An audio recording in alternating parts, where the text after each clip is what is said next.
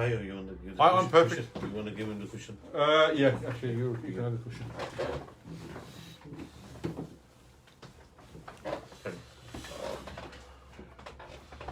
Assalamu alaikum. Good evening, everyone. My name is Mr. Ali with his Community Wellbeing Show, and hope you're all well and keeping fit. We're just about to go and start our show, and this is something that I've been meaning to discuss for a while, because the last 4 months we've been focusing all on COVID, and rightly so, and everything still remains social distancing. Make sure that you wear your masks, especially when you're doing your Eid shopping and general shopping. Whether you're going to your grocery store, make sure that you do wear your masks. Otherwise, there can potentially be £100 fine if the police do catch you without a mask. And obviously this Friday, inshallah, we'll be all celebrating Eid together. And again, the mosques are ensuring that social distancing measures are in place. So today we are going to be talking about an issue that has been going on now for in excess of 70 years. And if anything, it is going worse rather than better. And today we are going to be focusing on the human aspect of last year's decision by the Indian government of revoking Article 35A and 370, which actually removed the special autonomous state that Kashmir had since its inception and since 1950. And what that entitled Kashmir to do was that he allowed the Kashmiris to have its own identity, and it was unique, and it was completely separate from all the other Indian states. And in order for them to remove that, they had to get the bill passed by Parliament, and 2/3 majority they held. And last year, 5th of August 2019, the Article 370 was actually revoked, and we're going to be focusing on the human aspect. So as a result of the huge hundreds of thousands of forces that are now patrolling the streets,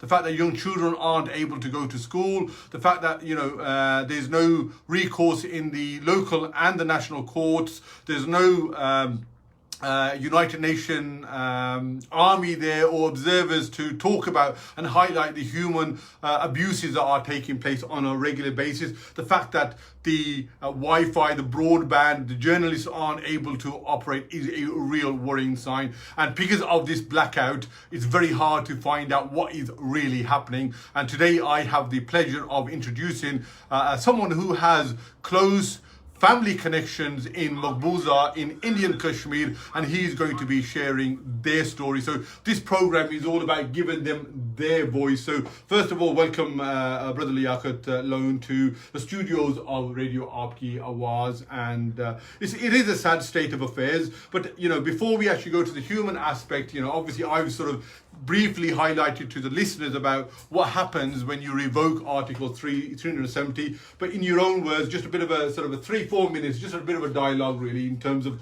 what happened and what's the impact really as a result of revoking the clause I've just mentioned.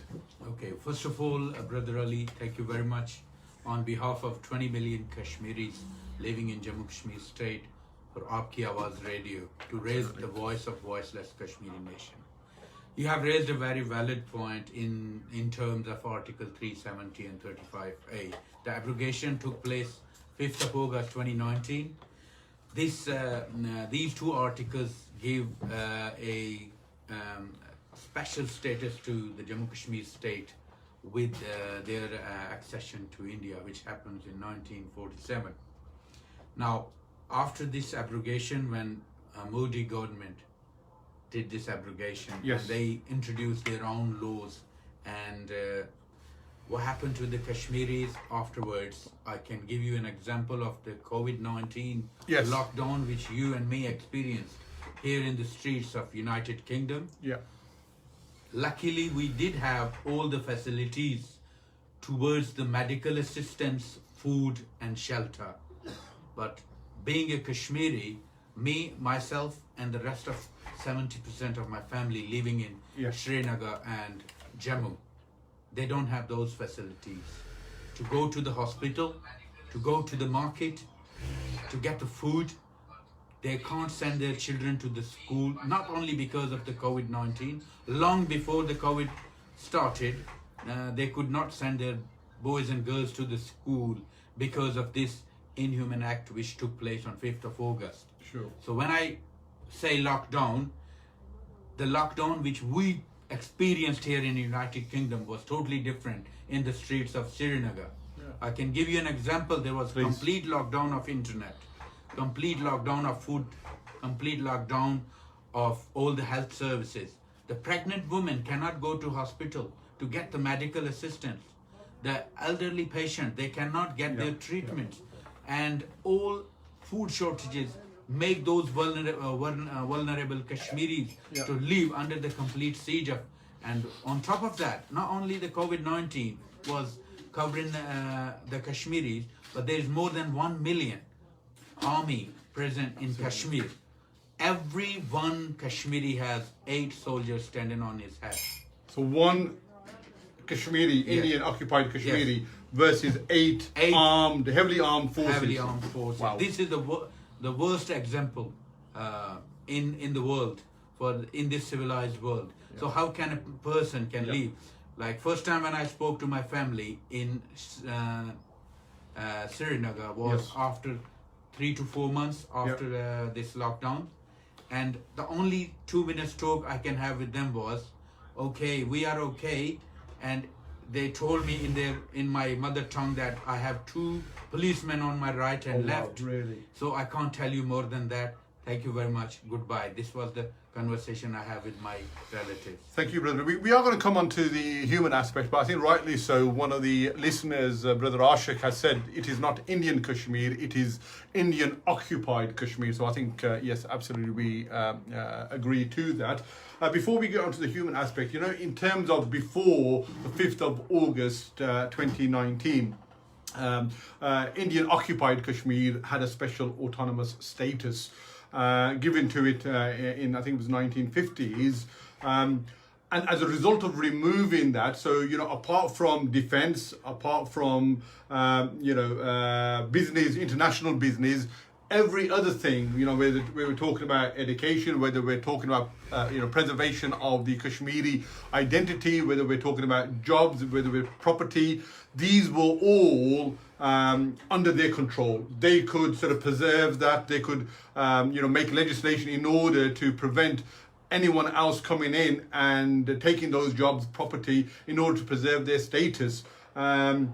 Just sort of elaborate a bit more around, what actually meant by removing Article 370 and what did that actually protect the Kashmiris with their culture and their way of life? Yes, a good question. The Article 35A was introduced in 1927 by the Maharaja, who was the king of the state at that time. So 35A gives the Kashmiris their national identity, and it can protect their national identity by nobody else can buy a land into his state. This is a protection. And the Article 370 was introduced by the the Indian Parliament in 1947 when they have temporary accession with India. The Maharaja did this, enforce this Article 370 to make his population, his Kashmiri nation protected from the invasion, because at that time they promised that there will be a referendum, there will be a say of Kashmiris. So they will decide either they want to be independent or they want to live with Pakistan or India. Yes. But both countries, according to the United Nation Charter, they are supposed to facilitate Kashmiris, not dictate the Kashmiris what to do. First of all, that's the political thing. I would give you the example, like you said, education, health, and what affects the 5th August abrogation on the normal life of common people like me or somebody else in the Indian occupied Kashmir. The schools are completely shut since last year. Hospitals closed.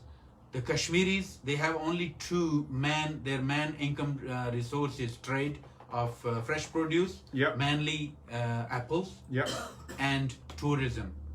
Since last 11 months, all the tourism is closed completely. Yes. And unfortunately, the farmers, they have to destroy all their apple crop in their field because they couldn't sell it. Sure. So now this is the only income they can receive in that year. Yeah. So since last 11 months, they have no education, they have no medical facilities, they have no food. So how can they survive? Now the problem is there is a food shortage, there is a medicine shortage, Yeah. and the other impact they have on their health is the medical, psychometric, psychologically, Sure. they are affected medically. And the women who are pregnant, they need medical assistance Absolutely. on daily basis. Absolutely. They can't have it. Elderly patient, they need medicine to survive. They can't have it. So these are the major, on human grounds, I would say that these are the main factors we are suffering in this lockdown. As a whole, the Kashmiri nation is suffering since last 72 years. Absolutely. But these last 11 months are the worst in the history of the Kashmir, when they are under complete siege of Modi government, and he's introduced 1 million army in Kashmir. Thank you. So for the listeners that are just joining in, this is Radio Aapki Awaaz. Please listen to us on www.aapkiawaaz.co.uk. You will also find us on the app Radio Garden. Please, if you want to share any stories, if you know of any emotional, the human impact, the family impact on what's happening in the Indian occupied Kashmir, please, the number for the studio is 01216829735. Brother Liaqat has given a bit of a context into what the removal of those articles were, and also now we're going to spend the next 20 minutes talking about that. So if you want to ask any questions, he is here, and we will try to do our best to answer that if we can. So moving on now, Brother Liaqat. So, I suppose the opposing now being this is a radio show that we are going to give both sides of the story, really. So we're impartial in this. So the opposite story from the Indian government is that this territory has been hijacked and been used by terrorists, and also that they were quite using the misnomer that they've done this for protecting women's rights, because women, if they were to marry a non-Kashmiris or someone from outside of the Indian occupied Kashmir, then that person, that groom, the husband, wasn't able to then come and buy property, and in essence you're basically denying the women's rights. What's your response to that? Okay, thank you very much. You gave me this chance to give me Yes. my view on this. First of all, when we say terrorist activities, I would like to pay your attention towards this last 70 years, the army actions in Kashmir, Sure. where these are not my facts and figures. I will give you the reference of Amnesty International, United Nations Human Rights Please. Watch, okay? And I would like to pay your attention and your viewers' attention, no matter which color and creed and nationality they have.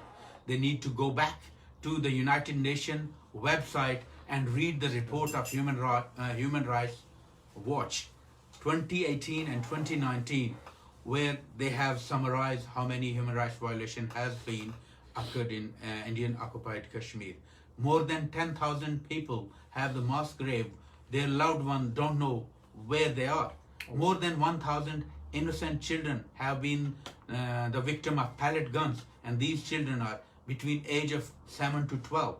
Yep. Okay, thousands of women have been raped, and thousands of people are in the prison without any charge or any trial. Yep. And they have introduced these Public Safety Act, TADA and AFSA, Army Force introduced their own acts, and the people are in the jails, in the prison in last 10, 20, 25 years without proven any criminal record or any crime on them. They are suffering. And what's going to happen with their families if I'm the only responsible Absolutely. for 5, 6 of my family members and I'm in the prison? Yes. What is the rest of my family going to do? Other example I will give you. I must give you the example of doctors and engineers in the university.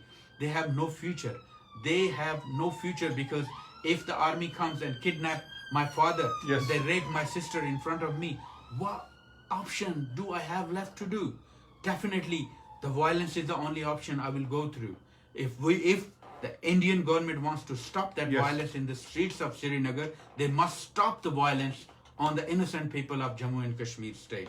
If they want the Kashmiri live with the peace and harmony, they have to take their army back Yes. from the streets of Srinagar. Otherwise, the people, they are fed up now, they have no Sure, future, sure. they have nothing left, their houses have been burned, their loved one has been killed, and their children has been the victim of pellet guns. They have nothing left. The only option they have left is to go towards the violence, which I don't want my brother, my sister, or any of my family member take the guns. But Modi government has to think about it. What option they have left to the Kashmiris? They can call them terrorists, but how can they call them terrorists when they are fighting for their rights on any? They have no option left. So I'm a Kashmiri. When I suffer, I have no option left. You have seen the doctors and engineers and professors sure. from the universities. They have no option, and then they join these militants. Why? Because they have been suffered for years and years. Nobody listened to them. International community, totally silence. Their neighbors, totally silence. They can only cry, and I can suffer. I can see my family suffering. What can you do? If I am in the street of Srinagar, I will not look into the United Nations. They will come. I will do something about my family. If I can come in there, Brother Liaqat, I absolutely agree in terms of what you're saying about, when you are left with no choice because all your human rights are completely dissolved. You've seen your son, your husband being taken to prison for 2 years without any kind of charge. And you've seen maybe your wife, your daughter being raped. The last thing that you want to be doing is taking up arms. But if you do, we know at the moment that anyone that takes up arms and is of a Muslim background, we lose all moral high ground. And the only way that we can actually get to an agreement is by bringing in United Nations, bringing in the United Kingdom government and the United States.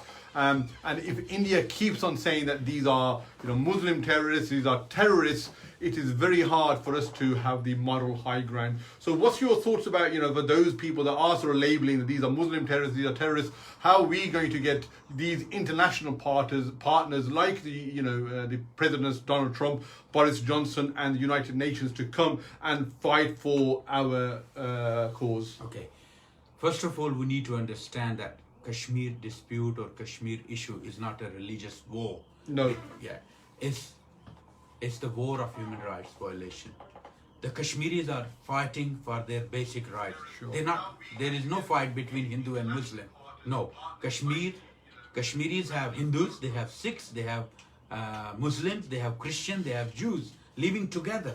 Before 1947, they were living like a family. I have my grandfather who told me that whenever a Sikh or Hindu died, we used to go to their funeral and they sit on the side of their family and we do all the funeral services. When somebody died in our family, they come to us and do the same. Yeah. This is our problem. We created this friction between Hindu and Muslim. I would love to those Kashmiri Pandit and those Sikhs who are living in the Jammu Kashmir state. They have the same right like I have. Absolutely. It's their country. And Kashmir is a very diverse culture. And we live with all different communities. There is no war between Hindu and Muslim. There is a war between war for the basic human rights. Sure. We are fighting for our freedom, Yeah. which has been snatched in 1947. Sure. So this is not a dispute between a religious dispute. Yeah. This is a world recognized issue, which is in the United Nations in last 72 years. And I wonder how the international community can keep silent and they just give the lip service to us in your United Kingdom and Europe. Okay, we will resolve this issue. Somebody say this is a bilateral issue. Somebody say this is a trilateral issue. I want to ask them, this is not bilateral or trilateral issue. This is the issue of the 20 million people's life. They are suffering since last 72 years. And I cannot just say that let India and Pakistan decide my future. Why? I am the resident of that country. If we can have a referendum, if we can have a say in United Kingdom, we can have a say in Scotland. Why can't we have a say in the streets of Srinagar? Why can't I decide my future? Why somebody else dictate me to join somebody? I am the person of that country. I'm the citizen of that country. This is my basic and birthright to decide my future. And this right has been recognized in the United Nations. And who are the India dictating me to do what I want to do? So if I can come in there, Brother Liaqat, it's the last point I make before we get on to the human aspect of it. I know you are advocating for Kashmiris to have a referendum and decide their own fate. And but unfortunately, not everyone of a Kashmiri background is of a similar mindset, because some people are saying that we want to be independent. Some people are saying that we want the United Nations and the other countries to decide. Some people are saying that we want to be connected and be a state of Pakistan. So unless the Kashmiris have one voice and a clear voice, then I think this issue about having a referendum is going to be far-fetched. Yeah. So this should be decided by Kashmiris, that where they want to go. If they want to go with India or Pakistan, I have no problem. But what if they want to be an independent country? What's the problem? Then India and Pakistan are bound to facilitate them. Sure. They have promised to United Nations in 1948, 13th of August 1948, when the resolution was passed, they had these three options to choose. So now they cannot dictate us from Delhi or Islamabad. They have to facilitate us from Delhi and Islamabad and make an environment and make the things happen. And it should be proved with their action that we are there to facilitate the Kashmiris to decide their future. And we should be the choosers, not somebody else dictate us. Thank you. That is Brother Liaqat, giving us a bit of a context as to what the future should be and also what has happened since last 5th of August 2019. We're now going to move the conversation on in terms of what is actually happening on the ground of Kashmir, Indian occupied Kashmir, and how are the individuals, the families are suffering both personally in terms of security and their respect, but also in terms of economically and their basic freedoms as well. So I'm going to sort of talk about the basic freedom that we have, which is that, how do we know what is actually happening when there's a complete blackout? So we don't know, there's no Wi-Fi, the mobile comms are down, there's little or no communication coming out. So what do we actually know? How do we get our messages to them and vice versa? Have you been successful? I know you previously mentioned that you had a 2-minute conversation. What's the situation on the ground at the moment in terms of getting their voice out here? Well, the first thing I would like to say is, last time when the big so-called democracy Indian government said, oh, we have these European delegates coming inside the Kashmir and they have visited, everything is normal, everything is okay. But those couple of people were picked up by themselves and they have been shown the army barracks, the army area, everything looks fine. But they didn't go inside the streets, how the people are suffering. I can say to you, after 3 months protest here in United Kingdom and all over the Europe, what they did was the ease of internet, and the service is so poor you cannot talk. You talk and it disrupts. Sure. You make a phone call, it disrupts. And some areas are still in Srinagar and its surrounding, I would say around 10-20 mile circuit in radius area is still complete under the lockdown. But what I'm trying to say and what I'm trying to make my point here is, if we want the peace and harmony in Kashmir, we have to trust the Kashmiris. Let's say India is making a point, okay, we are trying to keep this condition calm. But look at the political elite. These political leaders which have been with India since last 70 years, they are in the prisons. All those separatists, they are in the prison. So what difference and where is the democracy there? If you give me one example, I will say, okay, everything is fine. Your old political leaders are in the prison, teenage boys in the prisons, and you cannot make a single voice in the streets of the Indian occupied Kashmir. Where is the democracy? Where is the freedom of speech? Where is the freedom of expression? And you call yourself the big democracy in the world. And this, especially the COVID-19 situation, they use this as a cover because nobody can go there and see what's actually happening. If India is free to show the world, I would like to see BBC World going in the streets of Srinagar, Sky News going into the streets of Srinagar and make the reports. I would like to see my local MP go and see what's actually happening with my family, because I have my grandparents there. They are suffering, so definitely I will have a mental effect on my family. My daughter, she asked me, when can I see my grandparents? And I'm asking her, since last 3 years, okay, we will see them this year, see them next year.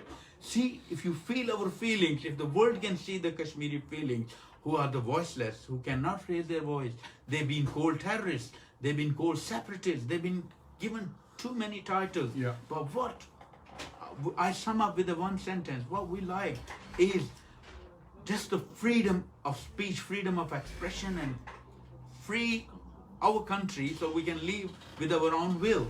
No matter if we are poor or rich, it doesn't matter for us. The problem is that our life is so psychologically, we are mentally distressed, so oppressed. We cannot think of our right and left. This is the situation of the common person of living in the vicinity of the Srinagar. This is Brother Liaqat's loan, who is giving a impassioned plea and a voice to the voiceless in Kashmir. He has family there, his parents are there, his daughter's grandparents are there, and because of the media blackout, we are unable to hear their stories. There is an embargo on the journalists. There is no freedom of press. There is no free journalism that is happening there. So we need people who have connections, who are able to get through for a minute or two to hear what is happening on the ground. And the reason why I am saying that is there's one person who is asking, what is your background? So Brother Liaqat, so in terms of his background, he is I would say someone who's a Kashmir activist, and he has family connections to the Indian occupied Kashmir. And this show is dedicated to giving those families that are having the atrocities, that are being persecuted,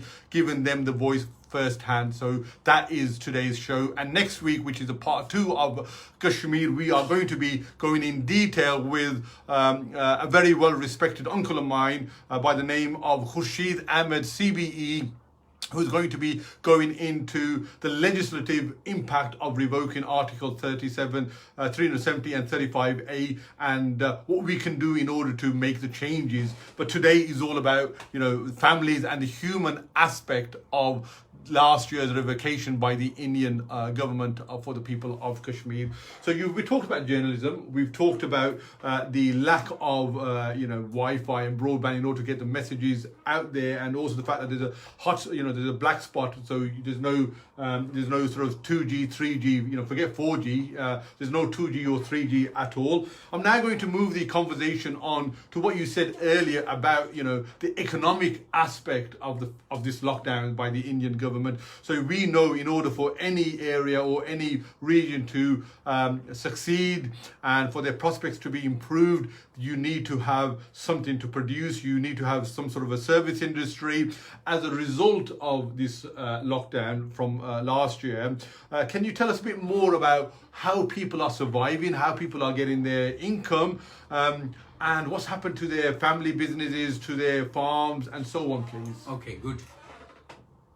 The Kashmir, as I said to you before, the Kashmir culture is quite biodiverse culture. So you raise a good point here that how the people can live without food and shelter if they've been in a complete lockdown. Absolutely. I tell you, all they do at the moment is they share the food in between themselves. So if they are eating in the morning, they have a breakfast, they might skip the lunch and they do the dinner together. That's how they survive. Sure. And they share this food between the families in one region to another region. And all this fresh produce industry I was talking to you, all these millions of tons apple which they destroy in their field, they are sharing in between their families. They could not sell it because there is no transportation available at the moment. It's a complete blockade. The other thing they can survive on was tourism. Sure. And the tourism is completely closed. And in this, I can only say this is a miracle for us, the Kashmiris, whoever is survived there. I have the experience when the people dig the graves of their loved one in their backyard. backyards because they don't have, they've not been allowed to go to the funeral places. And the last Eid, they could not pray into the mosque of the Srinagar because they were not allowed to go there. Wow. And it's similar, this time is going to be the similar. What do you expect from the Kashmiris? What do they feel about their surroundings when they are so oppressed and so completely blocked into their rooms? Yes. The overall result is, I have one of my friend who is doctor, who is a medical consultant in London. His family is from Srinagar. Last time I spoke to him, he said, my mother is 73-year-old and I'm doctor, but I cannot provide her any medical assistance because she cannot go to hospital. She is suffering at home, 73-year-old woman. She cannot get the medicine. And who do you think is providing the massive medical facilities to those who are in the prisons, like Yasin Malik, Sure. who has been in the prison since last 1 year Yes. without any medical facilities? This poor man is having a kidney problem, heart transplant, and he is totally he's surviving on the medical facilities. But his daughter, 3, 4, 5, 6 years old daughter, he cannot even talk to her. Since he is married, he only spent 1 month with, Sure. with his family. It's not only Yasin Malik. There are thousands of Yasin Malik like him who are suffering. And he's been there in last 1 year. There are people who's been there without any conviction charges since last 20, 25, Absolutely. 30 years. Absolutely. And I would urge the international community from Aapki Awaaz Radio that please raise the voice for us on human rights. The one person who asked you, what's my background? I would say my background is I'm a human being, like everywhere in the world, the human being you see walking around on the Yes. streets. So my background is human. If you love human beings, please come and help us. Please raise the voice for us, and please raise your voice against the human rights violation anywhere in the world, no matter what color, creed, nationality or religion we have. We are all human beings and we have a basic right to live with with our will. Thank you. I'm just going to explore a bit more further about what you said about the, if a patient is feeling ill and they normally go to hospitals. So the doctors and the nurses are there, but what you're saying is that their hands are tied because they don't have the medical supplies and the drugs in order to treat their patients. Is that what you're saying? It is, yeah, because the hospitals are, when you don't have medicine, even if you have a doctor, what's the doctor going to do? Absolutely. You don't have medicine, even if you go there, they will say, sorry, we got nothing for you. Yeah. And that's the situation. Some people, like, they need the dialysis for their kidney. Some people, they have the other treatments. And especially the pregnant women need a medical assistance on daily or weekly basis.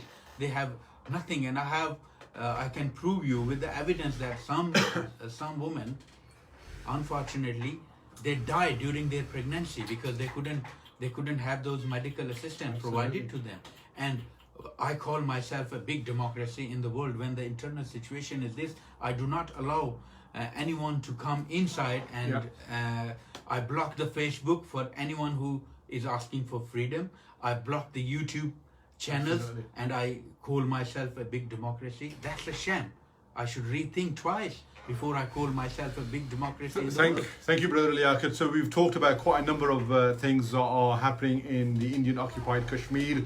After the ad break, we are going to talk about how this is impacting women, especially, and also children as well. So we're just going to focus around those two before we then talk about what the future looks like and also what is planned for next Wednesday, if that is okay. We're just going to play a little tune and then come back after a ad break.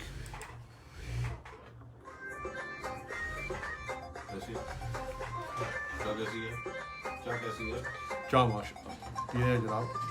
As always, Interview ठीक है? बेहतरीन इसमें very good. Mashallah, very good. Very good. Well said. So guys, if you're still watching, if you've got any questions, if you've got any stories yourself that you want to share, this is a platform. We have dedicated a whole hour today and next Tuesday for the people of Kashmir as well. So you know, I have someone who's got family connections in the to the people of Kashmir. Urdu program on Thursday also. Yeah, absolutely. So, as you know, my program is in English, but we have another show on Thursday that will be dedicated to Kashmir, but in the Urdu Zaban, in the Urdu language as well. So, just going to go through some of the messages if we can. Again, so I mentioned about the one individual asking what was your background. We have someone saying always a thought-provoking and emotive topic. Absolutely. From Brother Wajid as well.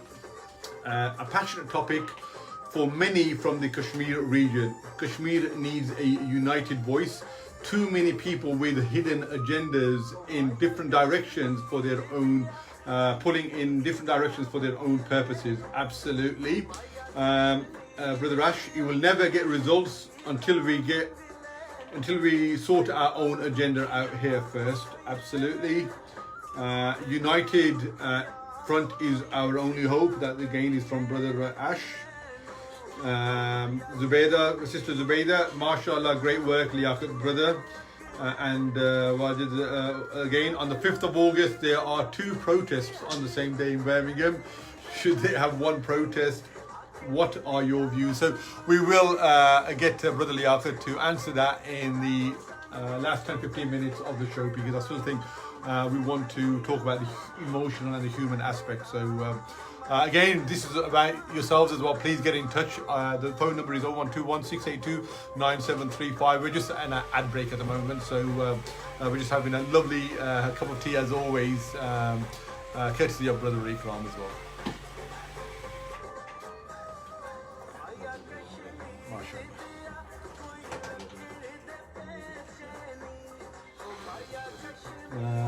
Again, moving on, just a couple of things out. We will not back off until all our brothers and sisters get their rights.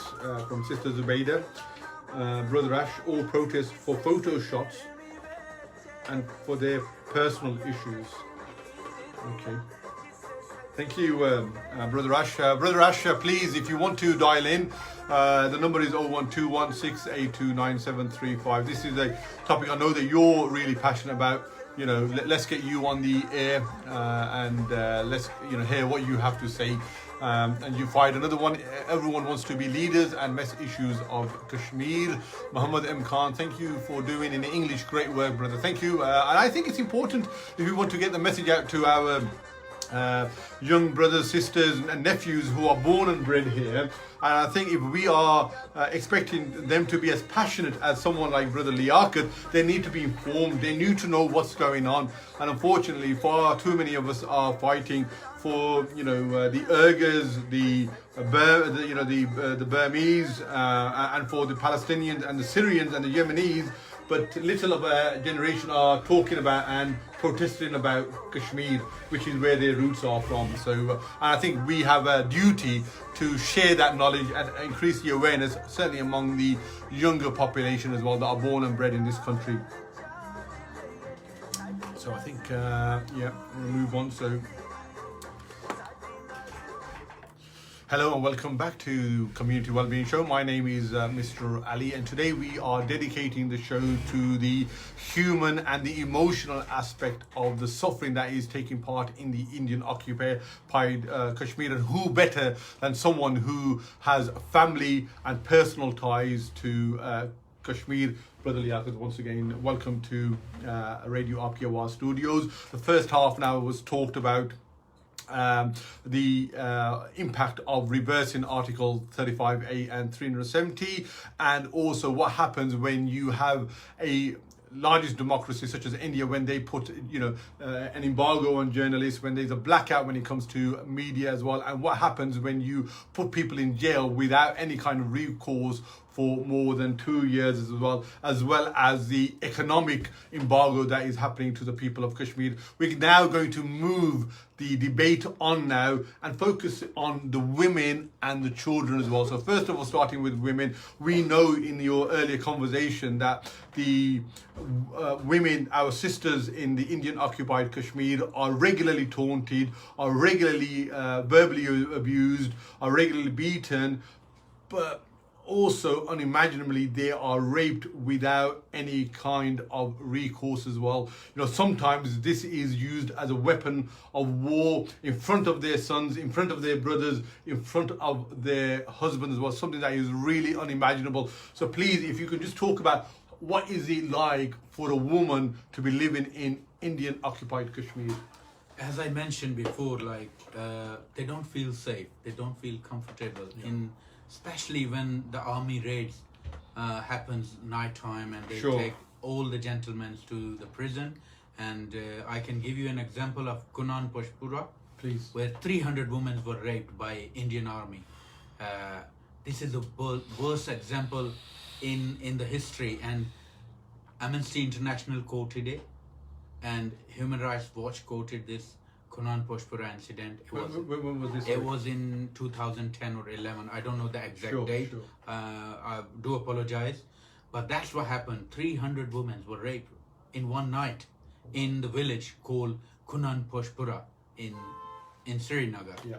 And the normal women, they in our culture, the ladies, they totally depend on the men for their earnings and all these kind of things. But when their loved ones are in the prison, the women get more pressure economically. Absolutely. To feed her children. And I can give you the hundreds of examples. If you go on Facebook and go on YouTube and go on Google and Google it around, and you will see a lot of examples what's happening. Because if I say something, maybe somebody say, look, I'm making my own story. Sure. But I would like to give you the reference of United Nations Human Rights Watch and Amnesty International reports. Please read them and see what's actually happening in the streets of Srinagar. Now, when the new tactics now Indian Army started, this is started from last year now. What they do, they just make this incident like, okay, we have militant there, and they burn all the houses. And in the houses, all property is burned. People have their belongings. Sure. They have nothing to left. And they say, look, we have militants. Where are those militants? We never had any evidence of it. You say militants, and what about the 1 million army you have in the streets of the Srinagar, who is oppressing the innocent children? Give me an example where in the world we make the victim, the school-going children, they go to school and mother, she is worried because she is lucky if the son or daughter come back without a pellet gun, victim of their children. Sure. So this is what's happening. Now people are so fed up, even the schools are open, they're not safe enough. They don't want to send their children to school when anyone can make them suffer with the pellet guns. And this is only happening in Kashmir. Nowhere in the world you will have those examples. You see World War I, World War II, where 1 million people died, but you will never get the examples like the Kashmir. So this is the situation. The woman of Indian occupied Kashmir is depressed, mentally tortured, doesn't feel safe enough to live there, just because when the family is suffering with these all brutalities, which I gave you the example, and I gave you the recognized institutions reference. So this is what we feel. This is what my mother feel if she was living in the streets of Srinagar. We don't have the freedom like we have here or anywhere else in the world. All the time we think is, oh, a bomb blast, or a house on fire, or a pallet victim, or a rape, or something like that. This is our life. And now there's nothing else coming in the mind of a Kashmiri born man or a woman, because they are so suffered now. They got used to it now because they don't have a choice. So I urge from your radio, all those human lovers, all those who are listening to my voice now, to please come out and raise the voice for those who cannot speak, who Yes. don't have the access to the international media. You are their voice, I'm their voice. So we have to raise our voice for those who are in the complete blockade since last 12 months. Thank you. No, absolutely. I'm going to move on the conversation to some other figures that I have. I was doing some research for this show. So since the start of this year, so 1st of January 2020, there have been 229 killings so far to date. There have been 32 extrajudicial killings. So again, at point blank, they will shoot someone without any recourse. And there have been 2,303 arrests. These are people that are now in prisons, and they can be there for 2 years without any kind of charge, without any kind of court case. And this is the situation that the people of Kashmir, in Indian occupied Kashmir, are living with. I will be reading out your comments, so just give me just a short couple of minutes before I move the conversation on now to the young children. You already mentioned that the parents are very reluctant to send their children most of the time. The teachers aren't there, the schools are closed. So they are now being deprived of education, the next generation. We know how important education is in order for a region or a state to, certainly have its prospects improved. But also, I think this was 3 years ago, there were 329 young people under the age of 18 that were blinded by these pellets that you talked about. Yeah, I would like to show this one. This is how the Kashmiri children are in the schools, colleges. That's what the pellet gun do with their eyes. They lose their body parts forever.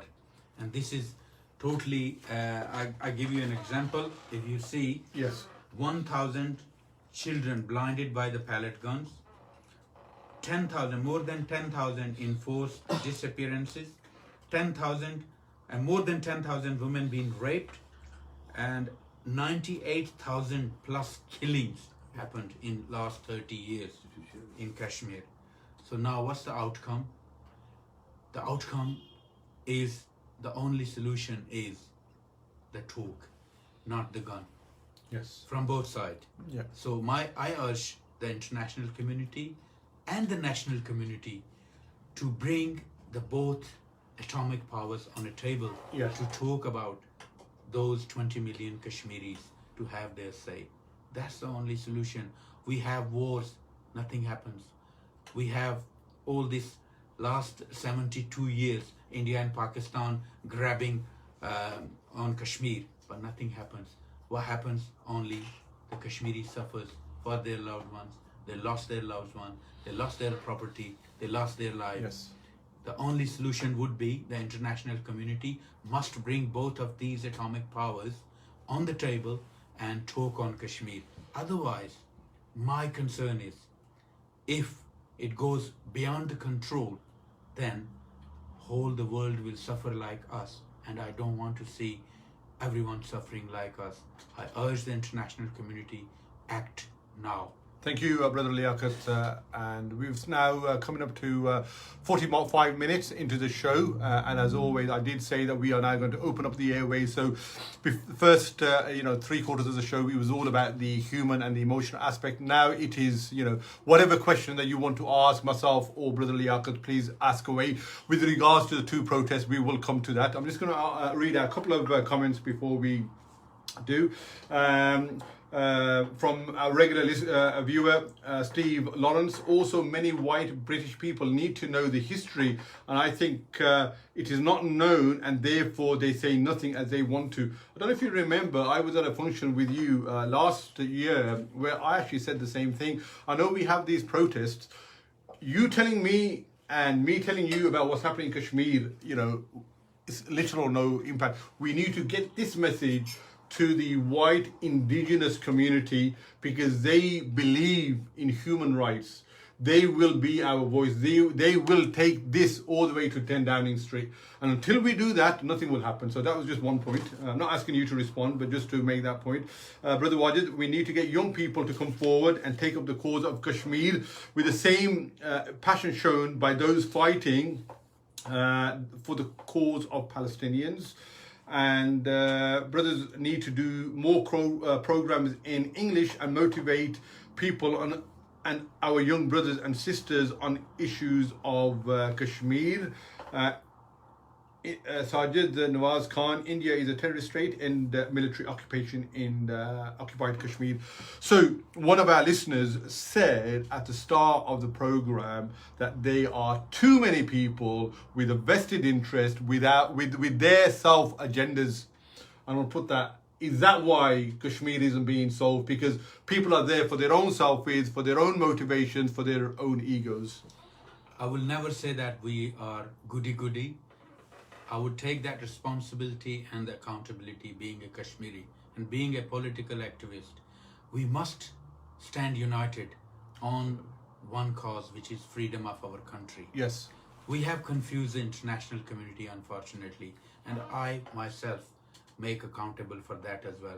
I urge all the communities, all the political leaders, all the Kashmiri community to come on one point and come on one point, which is the freedom that they call Azadi, and we call it in English, we call it freedom. And that's the only one point which can make us united. And I will give you an example because when I work in a political field, I have this discussion within my party circle as well, that we need to come united. Otherwise, if we fight in between these small groups, we cannot achieve our national goal. For that reason, I myself sacrificed my political flag and I put it on a side, and I come out and I urge every single Kashmiri here in United Kingdom to come forward, come on one point agenda and make one slogan of freedom.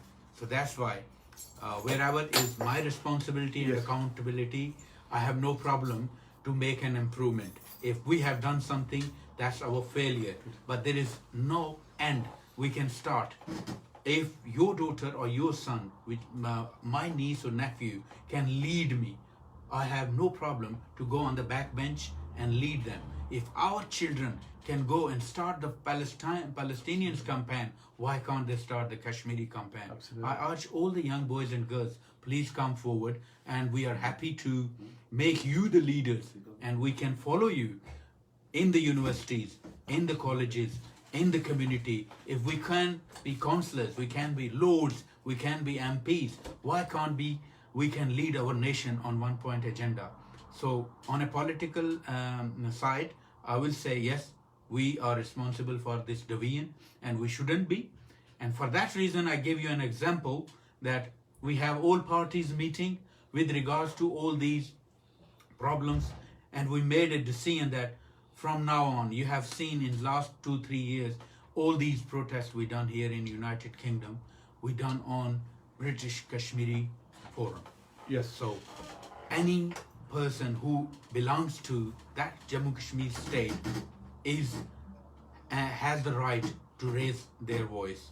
No political slogans, no political party flags, no political speeches, only one slogan, one track is for our freedom struggle and our national freedom completely. Secondly, when we say we need to prove with our actions. So when I say yes, I agree with you that we must be united, then I have to sacrifice my personal ego. Absolutely. Okay? So then I have to make myself ready to follow you, no matter what color, creed or political view you have. So for that reason, I will urge all the political leaders in United Kingdom who are from the Jammu Kashmir state here, who are actively participating, all the community leaders, all the religious scholars, to come on one point. And where is Liaqat's Lawn's role? I will play my role, but where is your role? You have to play your role. Thank you, Brother Liaqat. I'm now going to ask the follow-up question to that. Last year was very chaotic. We had, on the same day, 2 different protests happening at 2 different locations, and then that went on to 2 different protests happening on consecutive days, and then next Wednesday we now have 2 protests on the same day at 2 different locations, one being outside the council house, one being outside the Indian embassy. How did this situation arise? Okay. First of all, for your viewers and for yourself and for all the people of United Kingdom, all these protests which are going to be held on 5th of August 2020. They are organized by British Kashmiris. There is no political party. Yes. If somebody is saying, I am organizing, they are lying. These protests are under one flag of British Kashmiris. The second question is why we are having two protests in Birmingham. The protest which is going to be held in Indian consulate, and one is in Council Hall. If you see the COVID-19 situation and the rules and regulation introduced by Sure. the British government, we have to follow them. For that reason, when we have our first meeting, we discuss this, that we need social distancing, okay? For that reason, we choose, okay, we're going to do protest in Council Hall, the city center. Sure. Then the people raise this question, okay, the actual venue should be the Indian consulate. Why we are doing here? Because we already applied for this and we got the permission. We asked them to apply for the permission. Sure. And we can do both venues, and then we walk from one side to another and we meet on the one place where we end up this protest. It doesn't mean there is two protests. This is one protest. Sure. Organized on two different places. We don't leave any venue vacant on that day, because we are doing this protest in London, we are doing in Bradford, we are doing in Manchester, we are doing in Birmingham. So the only reason we are doing these 3-4 protests is because of the COVID-19 situation. We cannot transport people from north to south. Yes. And for that reason, we make our concern is health and safety of the people. Protest doesn't matter to me. I can delay the protest. For my concern is health and safety for my family and somebody else's family. If my family cannot travel from here to London, it's not safe for them. I would prefer my family to do protest in Birmingham. Sure. So we decided all the south parts of the country, they will do protest in London. All the Midlands, they do in Birmingham. Yes. All the north will do in Bradford and Manchester. And this is all under one flag of British Kashmiris. So if somebody do in other small cities, we don't stop them. Sure. They can raise their voice. Absolutely. But what I urge our British Kashmiris here is, please do not keep silence. It does make an effect when you raise your voice in the streets of United Kingdom. It does give the motivation to the people who are in the street of Srinagar. When they see you on the Facebook, when they see on the telly, or somebody is raising the voice, it does keep them motivated. Yeah. Okay, somebody is there to raise our voice. I like your answer, and it makes sense, because obviously, we have to be mindful that there may be people with, people of age, people with health conditions, and we need to maintain social distancing. So we ask everyone that is going to be turning up on Wednesday, wear your masks, keep your social distancing, and by all means, give your slogans out there, but put your own egos to one side. And you are here representing and giving the voice to the people of Kashmir, nothing more, nothing less.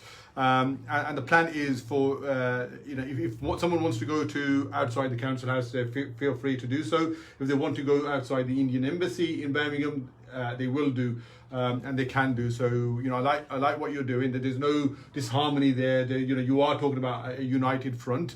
And I suppose if those people, the two things actually, if someone wants to come and wants to give a speech or wants to do something, what I'm a bit tired of is the same old people hugging the mic and doing their own thing. How do we get maybe more women, more young people giving their side of the story, especially from Indian occupied Kashmir, because that's the voice that we want to get out there.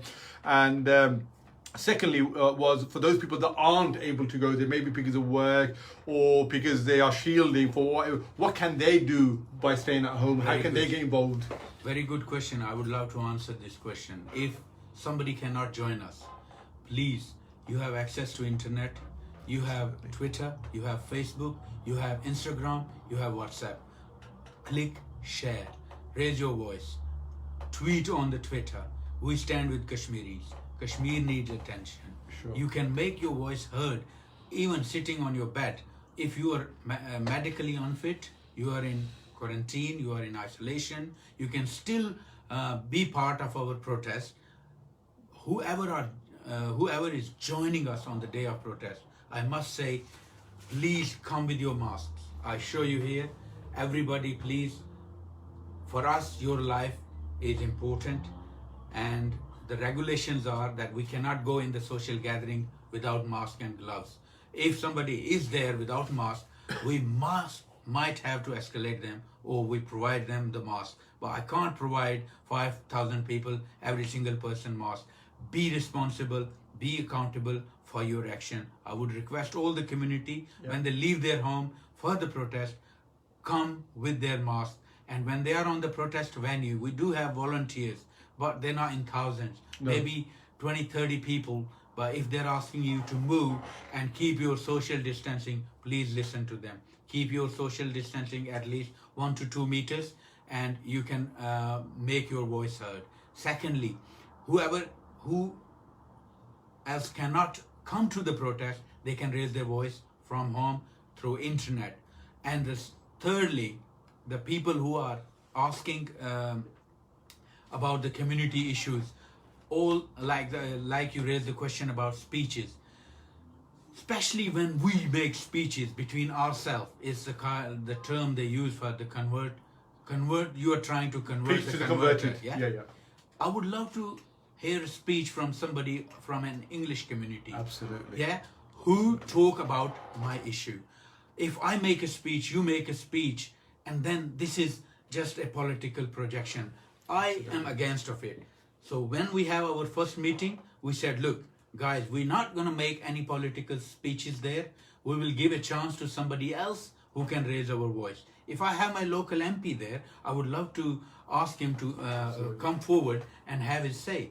If I have my somebody from any international background, I would love to make him a speech. But when I make a speech, another political leader comes, make a speech, third one comes, then we have this fight between us. So I don't want to do that. That's why we said no speeches. But if there is somebody who wants to speak about Kashmir, we will not stop him. But the problem is, we need to understand what are we saying and what message we are going to give international community. Lastly, I must say, please, every single Kashmiri who is out on 5th of August is our ambassador. When you come out, please behave like a responsible citizen. Please behave like a mature person. So when somebody asks you for a social distance, please listen to them. Do your social caring.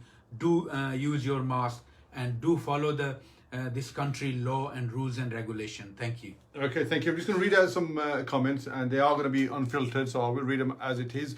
And then I'm going to finish off the show by giving you 30 seconds for the future of Kashmir and what your hopes are, if we can. So starting off with Muhammad Khan, we still not unite together. We need to grow and wake up and get together. Hans Mahmood, Wajid Hussain Blati, brother, everyone wants to be a hero. Nothing can help Kashmir, and it is and only one is Allah. Moving on, Claire Bidwell, God helps those who help themselves. Let's unite and show that. Absolutely well said, Claire. Ash Zaman Aftab said in the beginning, doing Birmingham, these guys wanted to do in London first in meeting. Now they want to lead. London was the call, but COVID is having impact. Thank you, Claire, again. Hans Mahmood, Ash Zaman, bro, it's all a joke. When I ask someone, people from the masjid, come, we pray for Kashmir, not one person is willing to do that. I wonder why. Ash is being a voice for someone else. Bro, I need to. Ash Zaman, I did ask you to come onto the show, and I gave you the phone number as well. So you are more than welcome to. And the last comment by Claire, again, Claire Bidwell. Well done, Lone. Best of luck for the 5th. Glad to hear all will be united. And if I can put a request out there to Claire, if you can be part of the protest, I'm going to ask Brother Liaqat, if you want to come and sort of share your views, please. We need, people like yourselves, women. We need people that are Asians to take the fore and take this, the message out there. So as I said, please, Brother Liaqat, if you can, just give us a message for the future, what your hopes are for the people of Kashmir moving forward. First of all, thank you very much to Claire Bidwell, who is raising our voice internationally and nationally.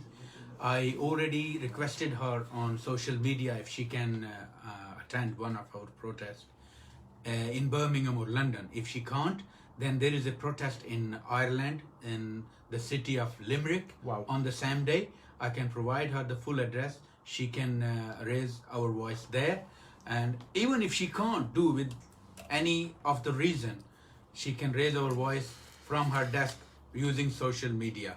Secondly, my message to the Kashmiris in United Kingdom especially, and human lovers all over the country is, please, on 5th of August, please come out and raise the voice for the voiceless, innocent children who are the victim of pellet guns, innocent women who are the victim of rape, elderly patients who are seeking for medical assistance, and all 20 million Kashmiris who are hopeless under the complete siege of Indian army. I would urge all the national and international community to raise our voice nationally and internationally.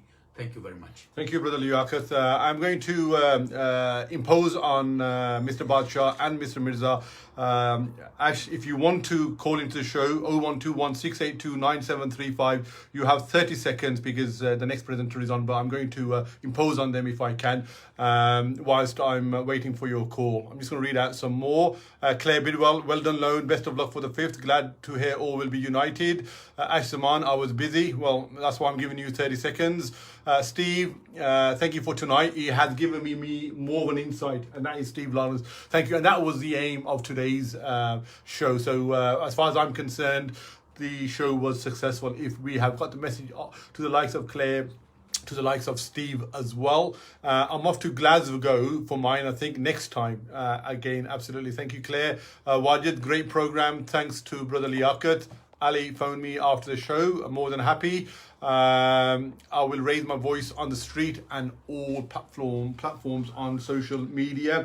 So for me, as always, I like to also give my concluding remark, and my message is, wherever you are, please get involved in whatever capacity. Ideally, we want you out and about. If you are well enough, if you are practicing social distancing, come out, let the people of Indian occupied Kashmir know that we are your voices, we are your arms and legs, and until you are there and we are here, until we have a soul, we have breath in our soul, we will continue to voice our voice against the injustice that you are experiencing. If you aren't able to come, please use the power of the electoral system here. Write to your councillor, write to your MP, and ask your MP to turn up as well. And I'm sure that the organisers will go and give them a platform. And this is not just a 5th of August fight.